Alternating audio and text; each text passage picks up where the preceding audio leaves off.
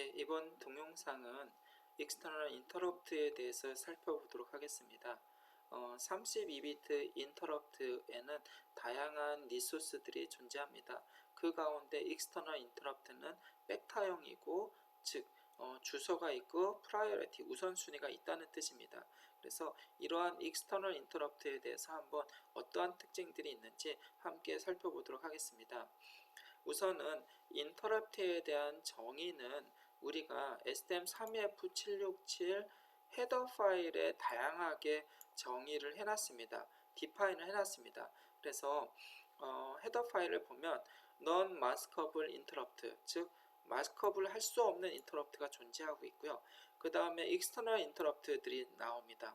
그리고 external interrupt에 대한 이벤트 관련된 레지스터 세팅, 그리고 인터럽트 서비스의 네임들이 어떤 것인지 확인해 볼 수가 있겠고요.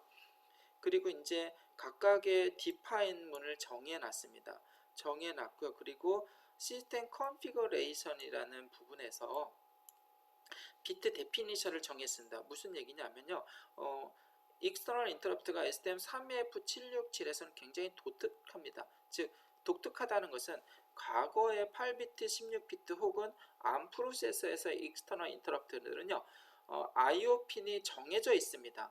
정해져 있어서 익스터널 인터럽트 0은 어떤 핀으로 쓰고, 익스터널 인터럽트 1번은 어떤 인풋, 아웃풋 포트를 사용해야 되는지 이렇게 픽스드 됐습니다. 그런데 이 STM32F767 헤더의 코텍스 M7에서는 이러한 익스터널 인터럽트가 플렉시블하게 IO 포트를 다 변경이 가능합니다.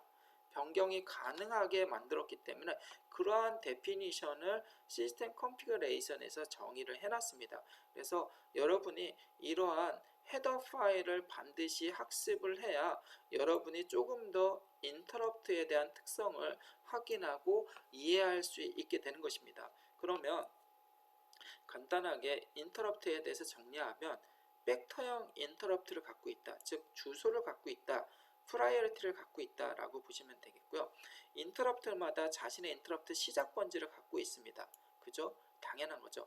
그래서 이런 시작 번지를 갖고 있고, 인터럽트 이벤트가 발생하면 서비스 루틴까지 점프하는 이러한 일련의 과정들은 어셈블리 코드에 정의해놨습니다. 그래서 스타트업 STM32F767 어셈블리 확장자인 S 확장자에 이러한 것들이 정의가 됐습니다. 그래서 여러분이 익스터널 인터럽트 혹은 인터럽트는 이 헤더 파일 두 가지를 학습을 전제로 해야지만 여러분의 이해력이 그리고 응용력이 증가될 것이라고 설명드리고 싶습니다. 그러면 이 스타터 코드에는 어떠한 벡터 테이블을 갖고 있느냐, 즉 벡터 테이블이라는 것은 순서구, 프라이어리티구, 어드레싱이다, 주소다 라고 설명드렸죠.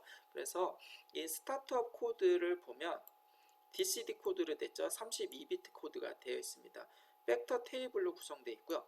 거기에는 가장 먼저 리셋 핸들러가 가장 먼저 우선순위가 높게 할당이 됐습니다.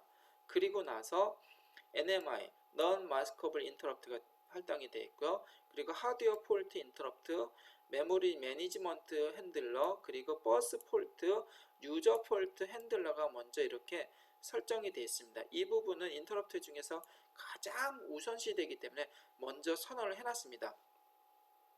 그리고 이제 레저브 핀이 한 4바이트씩 4개의 어드레스가 존재하고, 4개가 아니라 실제적인 16개의 어드레스죠. 한 바이트에 한 어드레스니까 16개의 어드레스가 되어 있고, 그 다음에 슈퍼바이저 콜을 해당하는 핸들러가 있겠고요. 디버깅 모니터 핸들러닝, 펜딩 슈퍼바이저가 있겠고요. 시스템 타이머 핸들러가 이렇게 존재합니다. 여기까지는 실질적으로 시스템 인터럽트 핸들러다 라고 이해하시면 되겠습니다. 즉 유저가 쉽게 건들지 않고 시스템적인 안정화 인터럽트다 라고 보시면 되겠고, 그 다음부터는 이제 유저가 마음대로 우선순위를 서로 바꿀 수가 있습니다. 예를 들어서 익스터널 인터럽트 0의 핸들러가 이 위치에 있는데 나는 가장 중요하게 생각한다 하면은 윈도우 와치독 인터럽트 위에다가 설정을 하면 우선순위가 높아지는 거겠죠. 그래서 이러한 인터럽트 팩터드라는 것은 우선순위가 정해져 있고 어드레싱 되어 있으니 백터드 인터럽트가 어떤 것이다 라고 여러분이 이해했으면 좋겠습니다. 그리고 이제 스타트업 코드에는 아까 설명드렸듯이 리셋 핸들러에 대한 어셈블리 코드가 정의되어 있죠. 그래서 시스템 이니셜라이즈가 리셋 핸들러다. 그리고 NMI는 NMI의 핸들러로 점프해라. 그러한 일련의 것들이 나오고 있고요. 그리고 익스터널 인터럽트 핸들러도 마찬가지로 인터럽트 핸들러로 점프해라 라는 점프에서 어떤 서비스 루틴까지의 하나의 전달 과정이 되겠죠. 이러한 것이 스타트업 코드에 내장되어 있고요. 그 다음에는 조금 전에 설명드렸던 팩터 테이블을 쫙 나열했습니다. 그런데 우리 8비트에서는 우선순위가 0이 가장 높았지 않습니까? 그런데 좀 더 강조하기 위해서 마이너스 3 우선순위로 표현을 해놨습니다. 즉 무슨 얘기냐면요.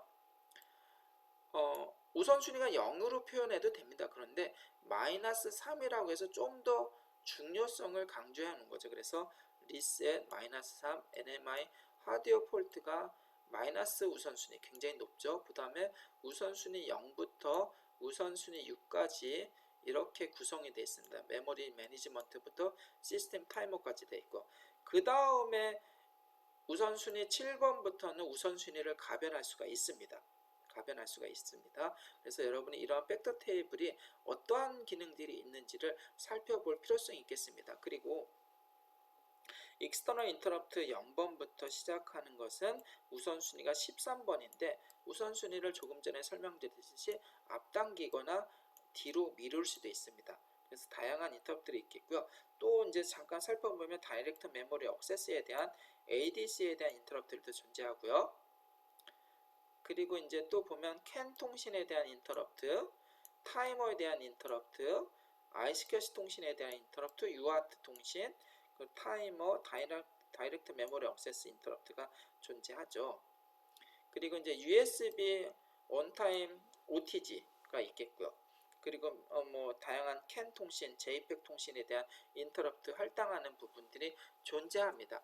그런데 반드시 이 부분을 먼저 제가 조금 전에 설명드렸는데 여러분이 꼭 짚고 넘어가야 될 것은 익스터널 인터럽트는 하드웨어적으로 픽스가 되지 않고 플렉시블하게 유저가, 소프트웨어 엔지니어가, 하드웨어 엔지니어가 선택할 수 있게 해놨습니다. 무슨 얘기냐면요. 픽스드 타입이 아니라 정해진 타입이 아니라 플렉시블하다는 것은 우리가 32비트 코텍스 시리즈는 각각의 IO 핀들을 포트 A부터 K까지 이렇게 할당을 할 수가 있겠고요. 각각의 포트에는 0번부터 15번 핀까지 16개 핀들을 하나의 포트에 묶어놨습니다. 그래서 포트 A의 0번부터 포트 A의 15번, 포트 B부터 시작해서 15번, 포트 K의 0번부터 시작해서 15번까지 모든 IO 핀들을 익스터널 인터럽트로 활용할 수가 있게 됩니다. 어떤 방법이냐면요. 0번 핀들은 0번 핀들을 이렇게 모아놨습니다. 그래서 이 중에 하나를 셀렉트하는 것이 시스템 컨피그레이션 익스터널 인터럽트 컨트롤 레지스터 1번에서 그 역할을 합니다. 먹스죠. 그래서 이 중에 멀티플렉서 중에서 익스터널 인터럽트 0번으로 할당을 시킵니다.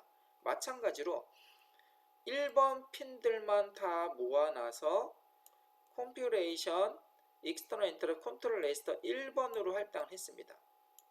즉 모든 0번부터 15번까지 16개의 핀들이 포트 A부터 K까지 있으니까 그런 것들을 핀 번호끼리 묶었습니다. 묶어서 0번 인터럽트부터 익스터널 인터럽트 15번까지 할당을 했는데 중요한 것은 각각의 핀들을 다 묶어서 그 중에 하나를 셀렉트 할 수 있게 멀티플렉스 할 수 있게 만들어 놨다는 거죠. 그러한 것이 시스템 컨피그레이션 레지스터에서 그러한 것을 할당하게 됩니다. 그래서 꼭 기억해야 되겠죠. 근데 중요한 것은 익스터널 인터럽트 0에 해당하는 것은 0번 핀이고요. 15에 해당하는 것은 15번 핀들 중에 하나가 되어야 된다는 것입니다. 예를 들어서 0번 핀을 external interrupt 15번으로는 쓸 수는 없습니다. 0번 핀은 external 0, 15번은 15번으로 매핑이 됐기 때문에 플렉시블 하지만 완전 플렉시블 하지는 않다라고 기억했으면 좋겠고요. 이번 차시에는 이 external interrupt 혹은 interrupt 핸들러에 대한 특징에 대해서 살펴봤습니다. 여러분이 이런 특징을 좀 기억해서 프로그램적으로 활용할 수 있기를 희망하고, external interrupt 핸들러를 적극적으로 잘 활용하는 능력이 결국은 프로세서의 능력이다 라고 이해해도 좋을 것 같습니다. 이번 동영상은 여기까지 녹음하겠습니다. 감사합니다.